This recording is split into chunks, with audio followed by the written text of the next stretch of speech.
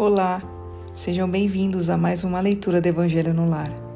Eu sou Camila Sanches, a sua corretora de lares. Por favor, separe um copo de água para cada pessoa que desejar receber a água fluidificada.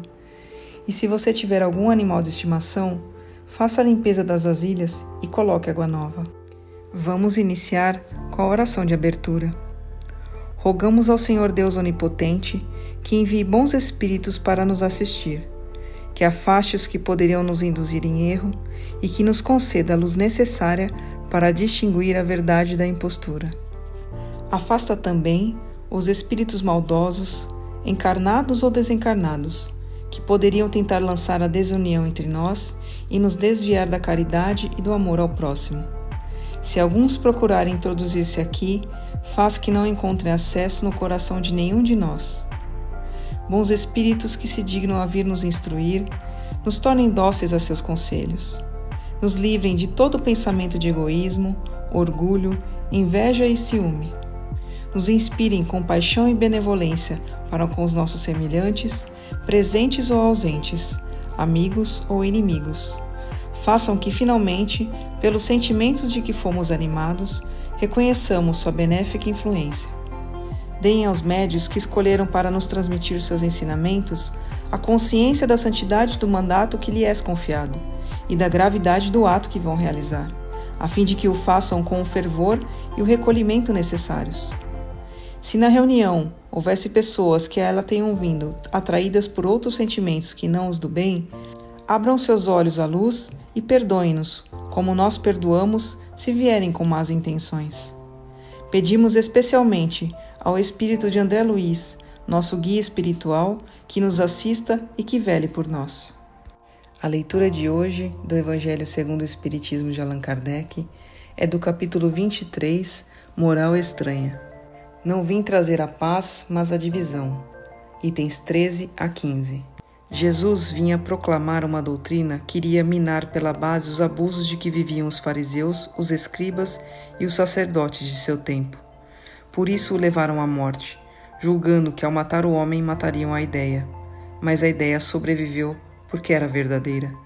Cresceu porque estava nos desígnios de Deus, e nascida num obscuro povoado da Judéia, foi plantar sua bandeira na própria capital do mundo pagão, diante de seus inimigos mais violentos, daqueles que tinham maior interesse em combatê-la, porque revolucionava crenças seculares a que muitos se apegavam bem mais por interesse que por convicção. As mais terríveis lutas lá esperavam por seus apóstolos. As vítimas foram inumeráveis, mas a ideia cresceu sempre e sagrou-se vencedora, porque como verdade ela superava as anteriores. Cumpre observar que o cristianismo surgiu quando o paganismo estava em seu declínio e se debatia contra as luzes da razão. Ainda era praticado pro forma, mas a crença havia desaparecido. Apenas o interesse pessoal o sustentava. Ora, o interesse é persistente, nunca cede à evidência.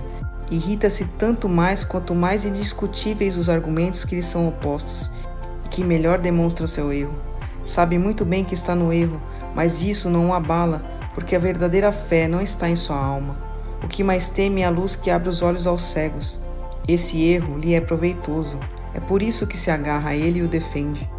O próprio Sócrates não havia proposto uma doutrina até certo ponto análoga de Cristo? Por que, pois, não prevaleceu nessa época num dos povos mais inteligentes da terra? É que o tempo não chegara ainda. Ele semeou numa terra não lavrada. O paganismo não estava gasto ainda. Cristo recebeu sua missão providencial em tempo propício. Faltava muito ainda para que todos os homens de sua época estivessem à altura das ideias cristãs, mas havia uma aptidão mais geral para assimilá-las, porque se começava a sentir o vazio que as crenças usuais deixavam na alma. Sócrates e Platão tinham aberto o caminho e predisposto os espíritos. Infelizmente, os adeptos da nova doutrina não se entenderam sobre a interpretação das palavras do Mestre, veladas, em sua maioria, por alegorias e figuras. Disso nasceram desde o início as numerosas seitas que todas pretendiam possuir a verdade exclusiva e que 18 séculos não conseguiram pô-las de acordo.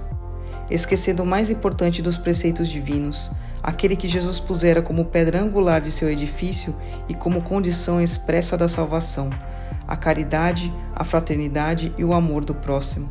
Essas seitas se amaldiçoaram mutuamente e se atiraram umas contra as outras, as mais fortes esmagando as mais fracas, sufocando-as em sangue, em torturas e nas chamas das fogueiras. Os cristãos, vencedores do paganismo, de perseguidos se tornaram perseguidores. Foi com ferro e fogo que plantaram a cruz do Cordeiro sem mácula nos dois mundos. E fato constante que as guerras de religião foram as mais cruéis e fizeram mais vítimas que as guerras políticas. Em nenhuma outra foram praticados tantos atos de atrocidade e de barbárie. A culpa é da doutrina de Cristo? Não, certamente, pois ela condena de modo formal toda a violência. Disse alguma vez a seus discípulos: vão, matem, massacrem, queimem aqueles que não creem como vocês? Não, pois lhes disse ao contrário: todos os homens são irmãos e Deus é soberanamente misericordioso. Amem seu próximo, amem seus inimigos, façam bem àqueles que os perseguiram. Disse-lhes ainda: quem matar com a espada pela espada perecerá. A responsabilidade, portanto, não é da doutrina de Jesus, mas daqueles que a interpretaram de maneira falsa e a transformaram em instrumento para satisfazer suas paixões. A responsabilidade é daqueles que desprezaram estas palavras: meu reino não é deste mundo. Em sua profunda sabedoria, Jesus previa o que deveria acontecer, mas essas coisas eram inevitáveis, porque eram inerentes à inferioridade da natureza humana que não podia se transformar de repente.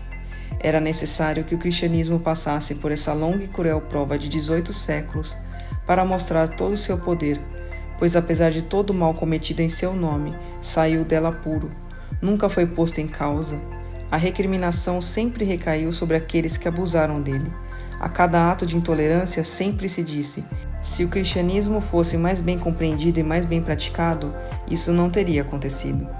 Palavra dos Espíritos, graças a Deus. Mas antes de iniciarmos a oração de encerramento, eu quero pedir a você que ainda não é inscrito em nosso canal, por favor, se inscreva agora. Clique no botão inscrever-se aqui abaixo do vídeo.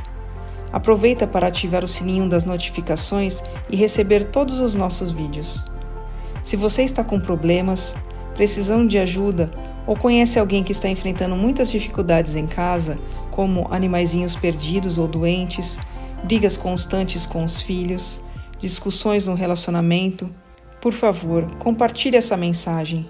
Leia também a descrição desse vídeo e entre em contato conosco pelo WhatsApp. Você pode salvar a vida de alguém, curtindo e compartilhando o nosso conteúdo.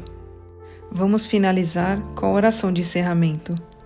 Agradecemos aos bons espíritos que se dignaram vir comunicar-se conosco e lhes rogamos que nos ajudem a pôr em prática as instruções que nos deram e façam com que, ao sair daqui, cada um de nós se sinta fortalecido na prática do bem e do amor ao próximo. Desejamos também que essas instruções sejam proveitosas para os espíritos sofredores, ignorantes ou viciosos, que puderam participar dessa reunião e para os quais imploramos a misericórdia de Deus. Amém.